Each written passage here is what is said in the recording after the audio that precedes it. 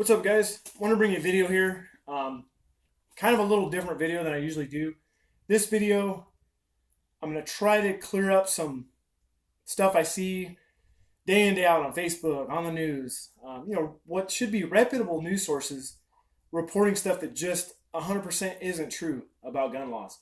So I'm going to make this video and hopefully you can share it with somebody, friends, family, that may be on the fence about gun control or what they think about firearms purchases and stuff like that. If you're hardcore anti-gun, this isn't going to change your mind. You've already made up your mind. As well as if you're pro-gun, like I said, if you're already solid in one lane or the other, it's probably not going to change your mind. But if this is for the person that's on the fence, that you're watching the nightly news, and you're like, man, that's crazy. They can do this and this. There's a lot of, let's call it what it is, BS. That gets put out every night here. I can watch on the news. Just the other night, a local station here, Channel 3, which is like a ABC affiliate, put out Google's worried about underage kids buying guns online and having them delivered to their house. That is total 100% garbage. You can't do that. It's against federal law. Anytime you purchase, and like I said, if you don't know, you're not into buying guns or you're not a gun person, you may think like, oh man, that's crazy. We don't want that. It's true, we don't, and it's been thought of many, many years ago and became federal law. So what has to happen in that transaction is you can go to a website. I'll use Palmetto State Armory for an example because they're an easy to see website as far as how their sales ad set up. You go to Palmetto State Armory, click on the page, and they'll show you they got handguns for sale. They got rifles. They got all this stuff. And it looks like, you click the box, you put it in your basket, you pay, and you're done, right?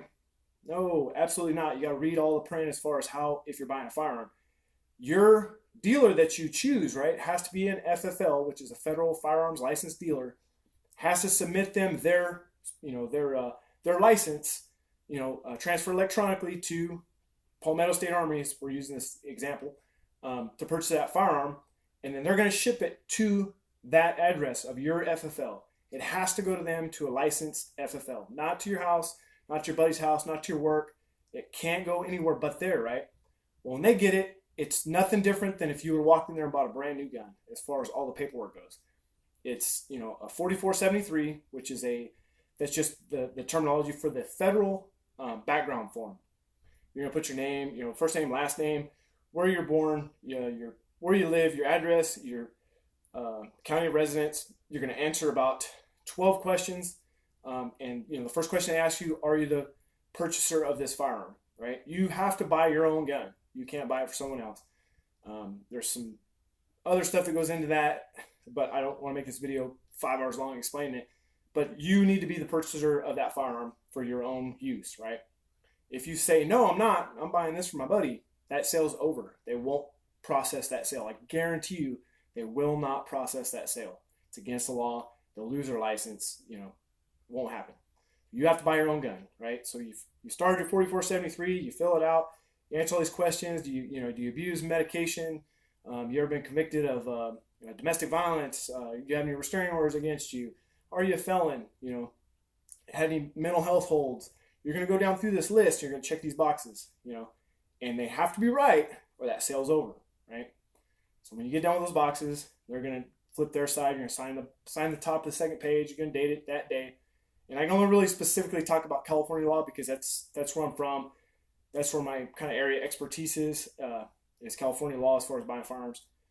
After that's done, now you've just completed the federal form, right? 4473 federal. Think ATF, alcohol, tobacco, and firearms, controls the federal side of it. Well, now the state has their side, right? So we're in California. So now we got to do the paperwork for the California Department of Justice, California DOJ. You may have heard that term. When you start that, we'll do a DROS, which is Dealer Record of Sale. It's going to be basically most of the stuff that's on the 4473 with your phone number, all your address, where you live, all this stuff. They're going to check some boxes. They're going to ask you 4 questions. The same kind of deal if you're a felon, you ever committed certain crimes, and if any of those are wrong, that sale's over, right? Done. Then after you do that, just let me step back. Before you start the DROS, now, in order to start that, you have to have an exemption of some form, right, to start a DROS. So you have to have used to be a firearms safety FSC. Used to be a HSC for handguns. Now it's for everything. FSC, Firearms Safety Certificate. How do you get one of those? You take a 30 question test, I believe it is, and maybe 25, 30 question test that's administered at the store. Take that test, they grade it, right? You can only miss 7. If you miss 8, you're done for 24 hours. You can't take that test again for 24 hours. Anyways, let's say you pass. You pay them the $25. They give you a little card that's good for 5 years. It's got your name. It's got a number on it. That's your FSC number. They're going to laminate it for you, whatever. Now they start the DROs because they got to enter that number in before the DRO system will take your dealer record of sale, before it'll input it. Now they take all your information from that. Okay, so you get all that done. They print it out. They have you read it, proofread it. You're going to sign it. You're going to get a thumbprint. It. Now they're going to say, okay, now we need your driver's license. And it's got to be your correct address where you live. And we need a secondary proof of residency, right? Well, what does that mean? ATF, the federal side, takes certain exemptions, right? The certain things they'll take for proof of residency, like a rental agreement that's notarized, stuff like that, a cable bill or a utility bill. And then DOJ has their requirements, right? It's only certain documentation they'll accept. So generally, it's a government issued form is what they'll accept. So usually, vehicle registration is kind of the easiest. Vehicle registration, vehicle has to be in your name, has to be at the address that's on your driver's license, and has to be valid. So in California, it means you have to have insurance and everything on it. Everything has to be valid. They take copies of that. Now you got your driver's license, your secondary proof of residency, your 4473, which is your federal form, your DROs, California state form, your all the other stuff, like those IDs required, and then you need to buy a lock, right?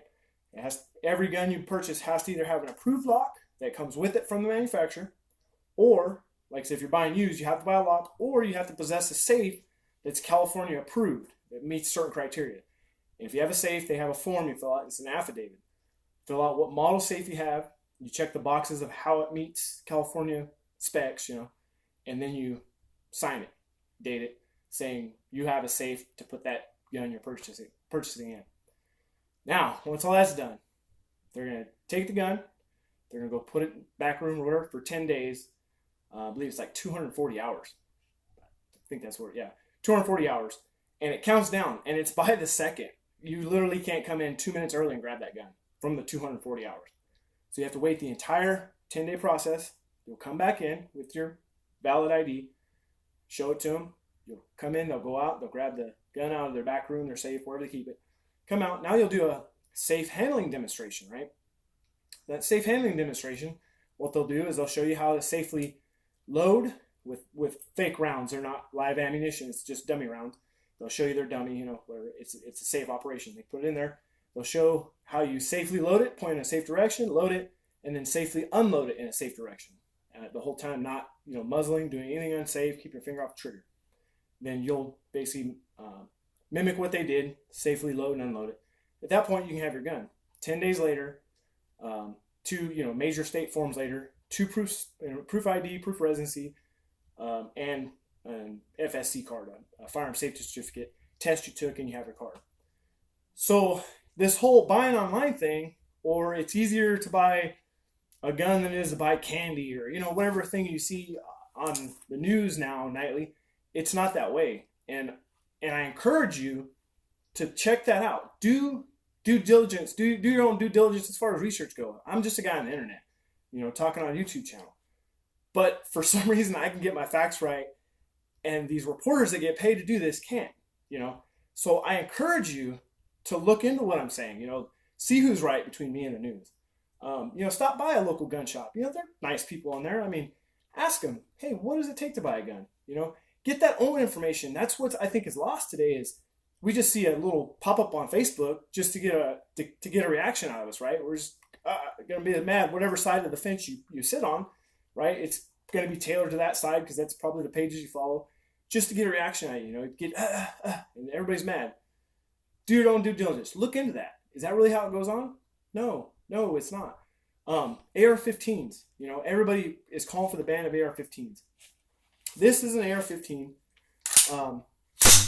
This this particular configuration of an AR-15 is what is typically considered, by definition, generally associated with, I hate the term, assault weapon, right? Even though AR's Armalite rifle, it was who developed it. Anyways, like I said, not to debate that. Like I said, we're trying to get facts out, not start a debate as far as you're gonna look at my side, you're gonna agree with me. I'm not trying to do that. I'm just trying to give you information to set you on the right path to do your own due diligence and make an educated decision. That's what we're missing here, is an educated decision. So in California, everybody's scared. We're selling AR-15s, these assault weapons everywhere. If you look at this configuration, this has collapsible stock, which is one of the features they deem as far as on an assault weapon. I hate that term, but we'll use it just for the point of getting information across. Pistol grip, right? This is another feature that they deem you can't have or whatever. Flash suppressor. Okay, so, and push button. That's an empty magazine. If you don't know, you can see a little follower. There's nothing brass colored in there, right? We're gonna lock it back to the rear so we can see inside the chamber. We know this gun's clear and empty, and it doesn't take a tool to remove the magazine, right? So I can change this magazine out with no tool. So in the state of California, this is, what everybody's really referring to as an assault weapon. Assault weapon, assault weapon. What they lack to tell you is this gun hasn't been available for purchase in over 18 years. The last time you could legally walk into a gun shop, buy off a private party, do any kind of paperwork to legally possess this configuration of AR-15 was December 31st, 1999. That was the last opportunity you had to buy one in this configuration that everybody's up in arms about. 18 years ago. So in 18 years, no one's bought this gun. No one's bought one in this configuration that everybody's so worried about, and it's causing all these issues. So think about that. 18 years. That's a long time. They're not mailing them to your house. You're not walking into the local gun store and picking one of these up. It's not happening. I know you're being told that. I know, the news wants to report that. It's not. Look into it. Call a local gun shop. They can't steer you wrong because they got to follow California state laws. They got to follow federal laws. So they can't steer you wrong. They can't tell you some bad information or sell you, something you can't buy. They'll literally lose their license, and, the dealer's going to lose his way of life, as far as earning his income. So they're not going to steer you wrong as far as that goes. So like I said, just food for thought. 18 years it's been since this gun's been available for purchase. So, think about that, what has kind of been spun up in the media and what you've been told lately. As far as that goes. So a law-abiding citizen can't buy this gun. Who's going to get this gun? Probably a criminal, right? Is the only one that's going to go out there, and once you're going to commit murder, right? You're going to go to the point of shooting a school up, shooting a mall up, whatever these, mentally ill guys or whatever kids, whoever you want to say, is going to do. Nothing under murder is really worth the time to prosecute, right? Because if you're going to commit murder, you'll do anything else below that, right? That's up here. Murder's the top. That's the worst of the worst. So catching, some felony here of having an attachment magazine, having some nuisance contraband misdemeanor of having a 30-round magazine, right? That's all down here, right? Who cares? You're willing to commit murder. So what I challenge you guys to think about is think of a time where a town has been plagued by some type of crime, right? And they enacted a law that fixed it, and it went away, right? Think about it. Try it. See if you can come up with it. If you can, leave it in the comments, because I'm interested to know. I heard it, and I looked, and I couldn't find it, right? Because if someone's committing crime, just because you make a law, it doesn't stop. So, unfortunately, like I say, guys, the guns are out there, right? I've heard 320 million to 380 million guns in private hands in the United States, right? They're out there. There's no way of getting those back as far as any kind of numbers that would make a difference. If you literally, if a criminal's going to have a gun and he's planning to do something like that, he's not going to be the one that turns it in. right? It's going to be, Joe Blow, law-abiders, that don't want to commit a crime, right? Because his guns were never going to do anything bad in the first place. Because he's the one that's going to give them up because he's like, I'm not going to be a criminal, right? And then you got the unfortunate guys that are kind of the final straw that you're going to make criminals overnight. And we've got that going here in California because we got a new assault weapons ban that is taking effect. They've extended it to, I think, July next year. So July 1st, you have to register what was previously legal. Guns you bought over the counter, you did all that paperwork that I previously discussed. But now there's a new form, right? A new thing you have to fill out and register those as assault weapons. Well, unfortunately, there's people I run into all the time that don't have any clue about that, right? They have these AR-15s. They legally purchased. They did all the paperwork. So as far as they're concerned, they're good, right? They don't know any different. So when I explain it to them, they're just like in shock. What? What do you mean? What do you mean there's more paperwork? And it's like, hey, if you don't, do this paperwork, pay this extra fee, right? Because there's always a fee with government, especially California, always some type of added fee. Pay this extra fee, fill out this other paperwork. You're going to be a felon come July 2nd. If it's June 1st or June 2nd or July 2nd, 1st, or the day after, you're going to be a felon. And that's the deadline. You're done, right? You can't go back after that deadline as far as doing any paperwork.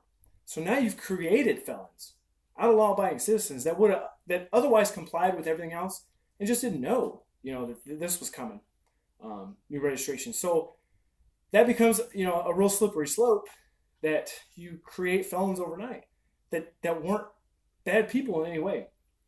So like I said, guys, I'm passionate about my views and, I don't want to jump on the political bandwagon and run around screaming my head cut off as far as that goes. Yeah, you will think my way and whatever. I don't think there's any advantage to that as far as, really getting the word out, getting a positive word out of gun ownership and what what hoops we jump through to own these guns, to go buy a new gun. There's tons and tons and tons of paperwork and everything else and keeping up with the laws. Because like I said, come June 1st or July 1st, please forgive me, I don't know right off the top of my head, it's one or the other, you're going to have a ton of overnight felons. A ton. And most of them aren't even going to know about it, So that's going to be a bad deal, for all those people.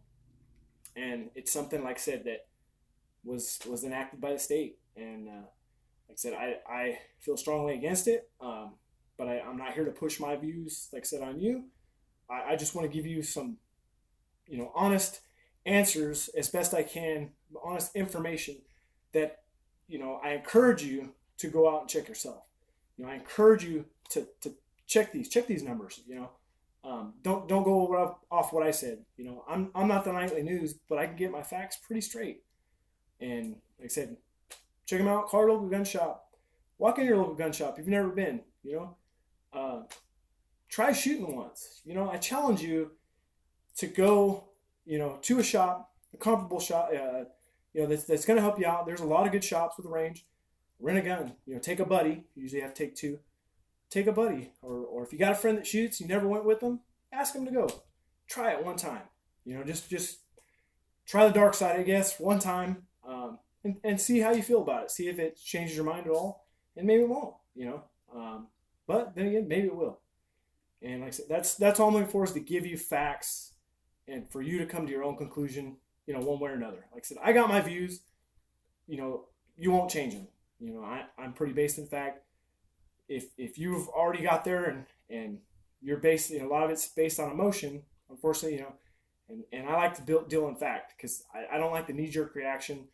I like, especially when you start making law about it, let's step back, take cool heads, look at the facts, and move from there. I think there's some stuff we can do to improve on, the situations we got going, but I just don't think it's in this gun control or gun ban that's just not going to make a difference. Not when you're dealing with criminals who have total disregard for the law.